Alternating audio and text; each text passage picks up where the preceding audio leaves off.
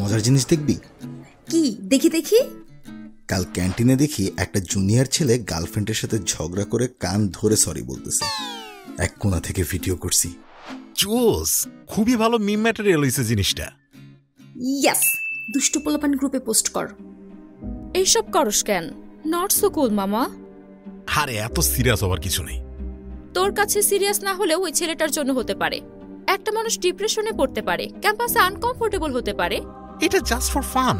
Proctor অফিসে খবর যাক, পরে তোমাকে জাস্ট ফর ফান ডাকবে, বুঝছো তখন। একটা মজার ভিডিও নিয়ে এত টেনশন দিতেছস? এই মজা করতে গিয়েই ওয়ার্নিং থেকে শুরু করে সাসপেনশন, এক্সপালশন সবই ঘটতে পারে। আর এসবের চক্করে ফিউচারে তোর নিজের ক্যারিয়ারে ব্যাড এফেক্ট পড়তে পারে। আমি এইসবে নাই, আমি কোনো ভিডিও দেখি নাই ভাই। আমার বাবা বের হয়ে চাকরি চাই।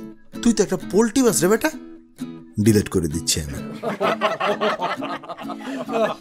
শুধুমাত্র শাস্তির ভয় নয়, একজন ভালো মানুষ হয়ে উঠতে হলে মানুষের প্রতি সহানুভূতিশীল থাকা, ভালো ব্যবহার করা এবং কারো ক্ষতির কারণ না হওয়া জরুরি।